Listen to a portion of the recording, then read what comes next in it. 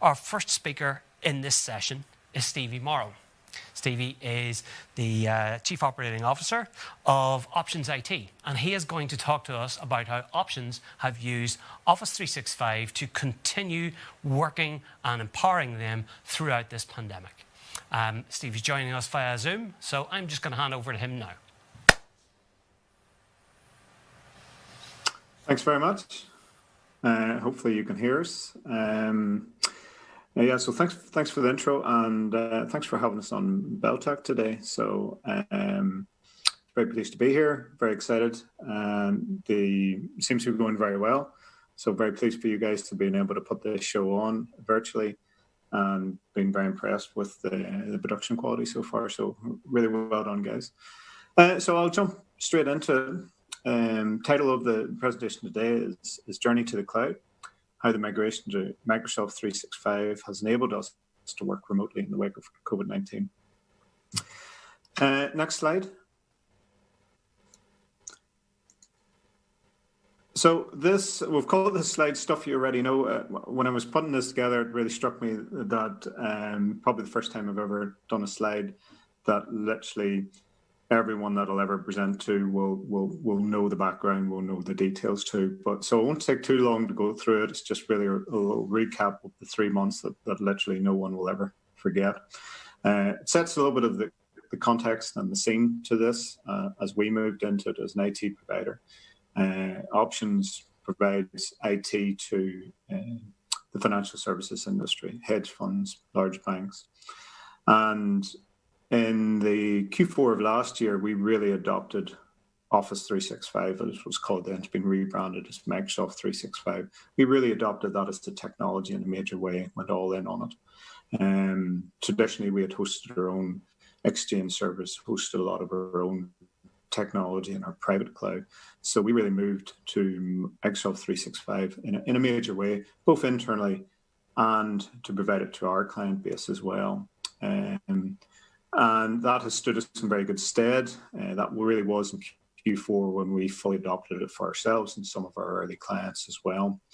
Now, roll forward into January, February, and March. As I say, no one's likely to forget those 3 months. But this is a little diagram of our response. We actually did this recently for our board presentation, and just to recap on what our response to those 3 months were. The highlights of this was really to show that very early on, we actually enacted our business continuity plan and started to work from home. So as early back as the start of January, our Hong Kong office actually shut down and we all worked from home from there. Through the start of March, all of our offices in Belfast, London, New York, Auckland, Singapore, all started to enact their BCP and move to a work from home footing. By the second week, or the second half of March, all of our client base, some 250 plus clients, several thousand users, all worked from home. And Microsoft 365 was a key enabler for us to be able to do that, but also for us to be able to support our client base to do that as well. So I'll recap a little bit of just on what is Microsoft 365. I mean, a year ago, I had a very different view as to what the Office suite was. It was rebranded from Office 365 recently to Microsoft 365, but it's much, much more than the traditional Office applications. This is not the Excel, Word, PowerPoint that you know from old. They've developed it for home, business, and enterprise. I'll speak to the enterprise component today. It really is a seamless integration between mobile, cloud, and desktop. Thanks, guys, for moving on the slides. I forgot to tell you there. Must do better.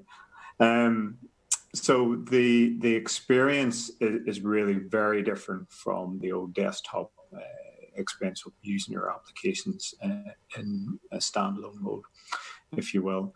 We've spoke already a lot about AI, and I am guaranteed that you will hear more and more about AI on today and throughout Beltech.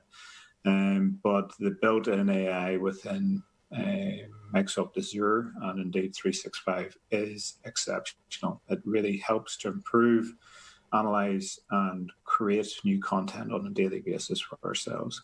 So really that suite of applications has dramatically improved communication, collaboration, and productivity. And those three words are what I'll focus on today, because really that's what we, at the start of March, really sat down and thought very hard about how are we going to be able to continue to do those things, those three key components of any business.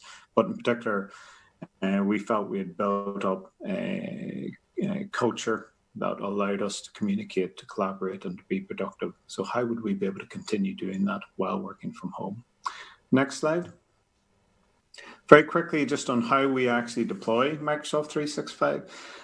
We are a private cloud specialist. We have developed and maintain our own private cloud in over 40 data centers. We have a high-speed network that links all of those 40 data centers globally.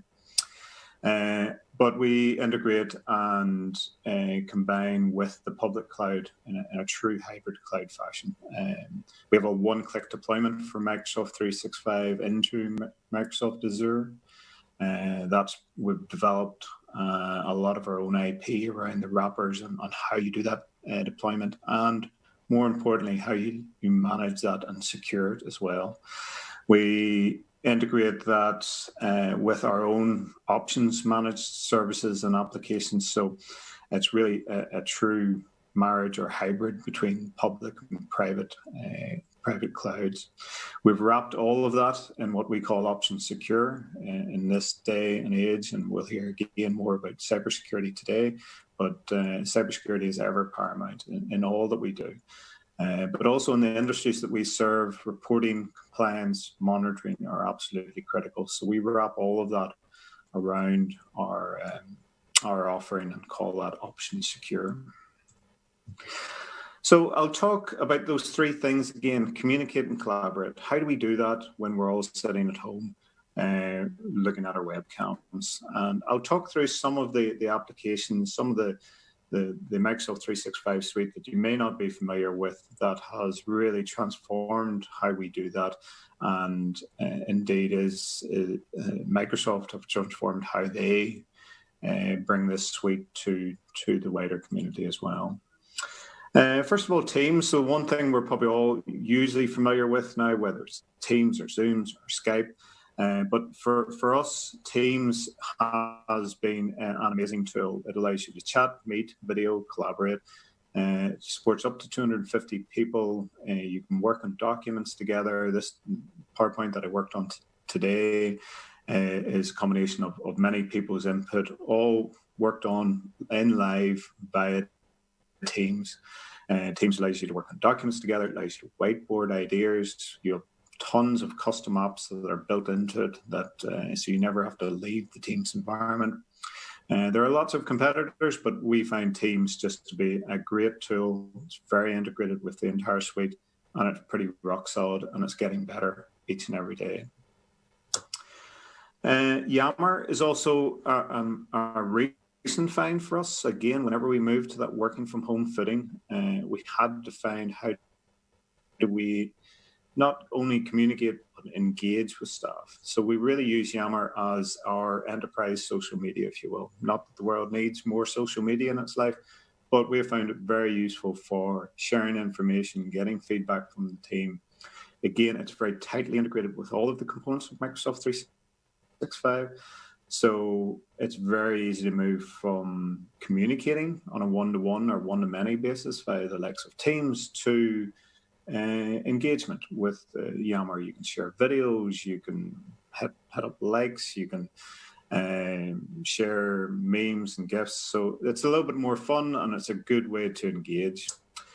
Third tool that I'll speak about today is Forms. We've really found Forms to be an amazing tool. So think of it as MailChimp, if you will. And quite an old technology, I suppose, in the terms of surveying and polls, but we have found it very useful for getting that feedback from the team. Again, things that keep coming back to us as we moved on to that working from home footing is how do we maintain that culture? How do we maintain our ability to reach out to folk, get feedback from them? When we all sat in the office, that generally involved us walking around and talking to each other a lot of coffees, a lot of lunches, a lot of flights to all of our different offices and sitting down with the team. And suddenly all that was gone. So how do we maintain that? And we have found the forums, which is just a very super simple way to throw up a list of questions and get the team's feedback. It's secure, it's anonymous, and those are important things too. So the team have exercised that to great extent. So everyone, as soon as you throw up a form, everyone immediately thinks, no, I'm not going to fill that out because you'll be able to track who it is, and everybody gets very paranoid. So we had a lot of techies pushing the boundaries of that to see just how anonymous it is, and people, trust it now, and it is a very good way to be able to get feedback from the team, both just wide company-like questions, the little diagrams that we have here, one that we did last week in terms of a return to the office survey. So we actually reached out and asked people what did they enjoy over the 3-month period, what did they find lacking, if they did come back to the office, what would they see as important. So we're able to correlate that information and display it. Again, this is somewhere where we have found AI to be useful as well. And again, Microsoft Azure has a lot of the artificial intelligence built into it. The speaker was talking earlier, was saying how impossible it would have been, a number of years and months ago to tap into that AI expertise, whereas now it's literally on hand. We have deployed virtual bots, and we do a lot of sentiment analysis on the information that we gather. And the forums plugs directly into that. Microsoft, this whole concept of connectors that really allow you to gather information and make the most of it. And AI is key to that as well. So that's really just some of the tools that we're using on a day-to-day basis for the communication and collaboration. Teams, I literally spend all day in Teams. It's a key component for us and has been transformational.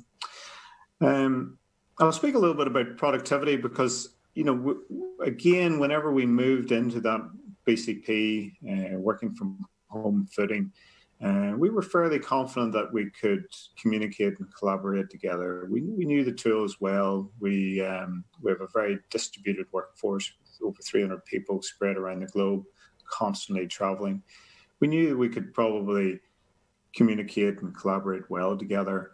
If anything, the concern, and I think this is probably echoed wider, is in terms of productivity. So will all of our productivity suddenly fall away if we're all forced to work from home and are constantly remote from each other? And again, the technology we found really came to the fore here. Microsoft 365, the diagram that I've got up on the slide now is the Office portal. Again, it's very slick. It's got all of your applications in one location. It's got documents that you happen to be working on. So again, it's just very easy to jump back into the work to where you left off. Microsoft has spent a lot of time thinking about the look and feel, thinking about using AI behind the scenes just to make life easier. And we'll talk about a few of those applications we have found, again, that have been amazing in helping to maintain that level of productivity. And Delve is one of the latest ones. Again, probably not one that you would have heard of at all.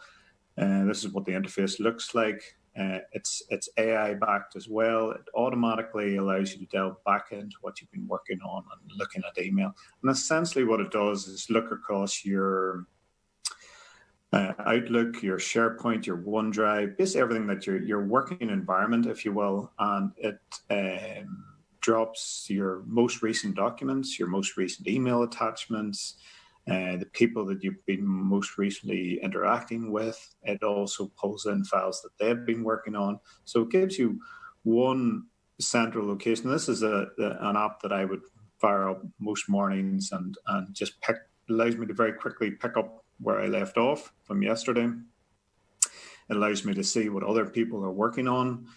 It allows me to tag and group and better organize documents and just better manage my time. So it's a very slick way to be able to share information, collaborate with other people, and again, just be more productive. Another application, again, that has come into its own more recently has been Stream. So Stream is the Microsoft Office 365 YouTube, if you will. But again, so much more. It allows you to easily create and share video content that can be live or on demand. This video will go up on Stream as soon as we're finished here. What's really interesting and cool about it automatic text transcription. It does face recognition, again, behind the scenes, under the hood. You don't have to think about any of this. So it really makes the video content that we record and upload to our Stream sites very easy to search, very easy to find information on. You can jump to when someone appears in the video.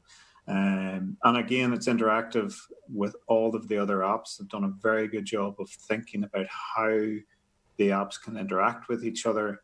So you can quickly throw up a Microsoft Forms to gather feedback. So I recently did a video on the video conference kit that we use internally, and was able to put together a quick form to garner feedback on what other people are using out there as well. And from that, we were able to put together packs. We recently hired 10 new graduates last week, so we had to onboard them, the first virtual onboarding, if you will. So they all came into the office social distanced, and we were able to hand over a pack of headsets, video cam, and they were able to take that home, plug it in, be immediately up and going and productive. Next slide, please. I'll rattle through some of this stuff and getting towards the end. The next couple of slides, I'll talk a little bit about Power Platform. So this is a really interesting suite of applications that Microsoft have developed and are embedded within Microsoft 365. Collectively, they're called the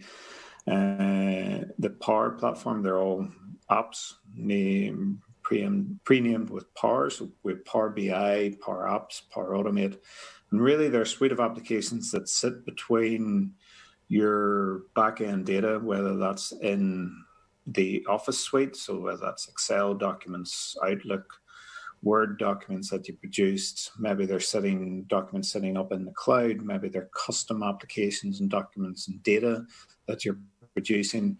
Really, the Power Platform allows you to get so much out of that data. They're low code or zero code, which is a cool term right now, but they literally are zero code tools that allow you to automate and analyze. Internally within Options, it's generated an explosion of little lightweight apps that we've been able to produce to get the most out of data and out of being productive while at home. So I'll quickly take you through two examples. So Power Automate is the challenge there was really how could we automate? We got a daily briefing from the Azure team overnight, and it really sets the tone for the day. It's the first thing we look at. Has anything blown up overnight in Asia? And what will the rest of the day be like? We were able to produce a very quick workflow that would grab the email, analyze the email, push it into an AI bot that does text analysis, and it generates alerts and sends that to your phone every day. So is the overnight email negative or positive or neutral in its wording, and how can we find out about that as quickly as possible? So that's the part we were able to put that together very quickly, a couple of hours work, and the technology under the hood is is very impressive. Equally so is the Power. For next slide, and maybe run the video as well. This is a little application that we built internally, again in a couple of hours. The ask was, could we build a simple app to gather all of the dashboards that our team use at the weekend and could it provide a way to capture, format, and analyze the report that our guys were generating every weekend. So we were able to put this application together very quickly within Power Apps, literally zero code. Again, it does a little bit of AI analysis on the information that the person at the weekend is producing, and just provides a quick way to be able to see what the sentiment is on the report that gets sent out. These get sent out 3 times a day on Saturday and Sunday as weekend work progresses. So that's it. Those are some of the applications that we use. As I say, the key for us was really understanding how we could continue to be good at communicating and collaborating, but more importantly, how we could maintain our productivity. And this technology really has helped us, and in a lot of ways actually boosted that productivity. And whether we come back to the office now or this is a hot topic for us at the moment as to how we're going to move back to the office, these tools are making that ever more seamless, and will continue to do so. So I'm probably going to wrap up at that. I hope you guys found that useful. I hope that feeds nicely into the start of this section on software. Really excited to hear more about what's happening in Beltech, especially on the cybersecurity front as well. It's a hot topic for us. So thanks very much for having us on.